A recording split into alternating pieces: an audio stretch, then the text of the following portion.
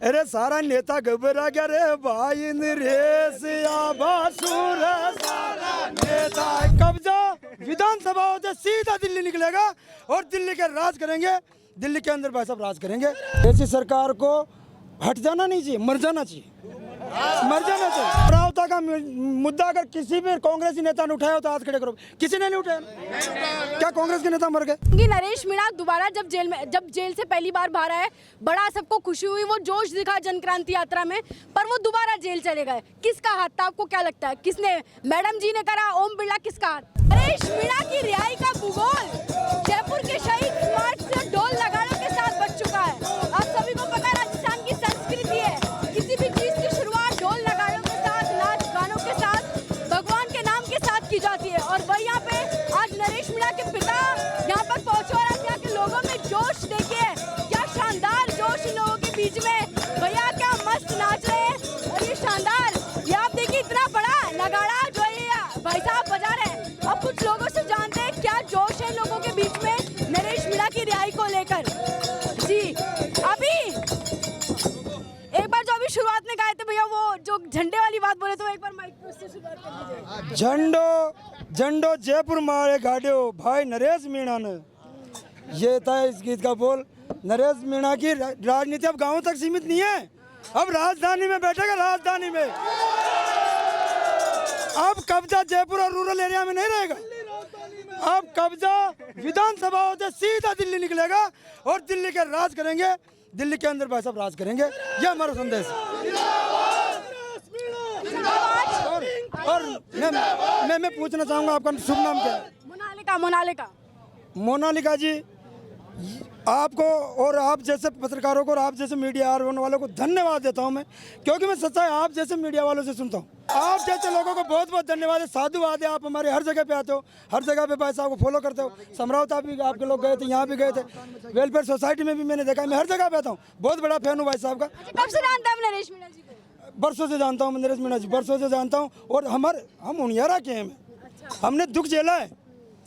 समरावता कांड में हमने दुख देखा है, प्रत्यक्ष में देखा है।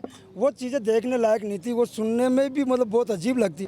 उनके लिए संघर्ष किया उन्होंने। फिर वहाँ झालावाड़ में 7 बच्चों की मौत हुई, 21 से ज़्यादा घायल हुए, वहाँ भी कोई प्रतिक्रिया नहीं सरकार। ऐसी सरकार को हट जाना नहीं चाहिए, मर जाना चाहिए, मर जाना चाहिए। ऐसी सरकार को हटना नहीं चाहिए, मर जाना चाहिए। और मर गई।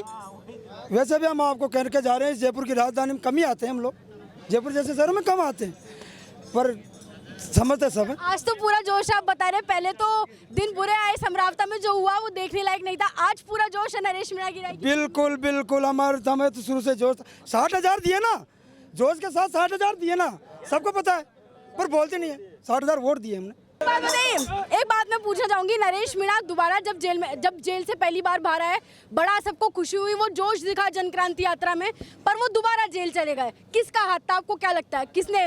मैडम जी ने करा, ओम बिरला, किसका हाथ था? मेरा मानना भी है, ये जनता का मानना भी है, पूरे राजस्थान का मानना है। दोनों पार्टियां ही कम नहीं है, एक मंच पे आती है जब मामला नरेश का होता है। देखो ना, विपक्ष को क्या काम, विपक्ष की भूमिका क्या होती है? मैं पत्रकार महोदय जी आपके माध्यम से कहना चाहता हूँ, आप ही जानते हैं विपक्ष की भूमिका होती है मुद्दे को उठाना। सरकार तो दबेगी, कुछ भी करेगी, विपक्ष का काम होता है मुद्दा उठाना। आज तक उठाया समरावता का मुद्दा अगर किसी भी कांग्रेसी नेता ने उठाया हो तो हाथ खड़े करो। किसी ने नहीं उठाया।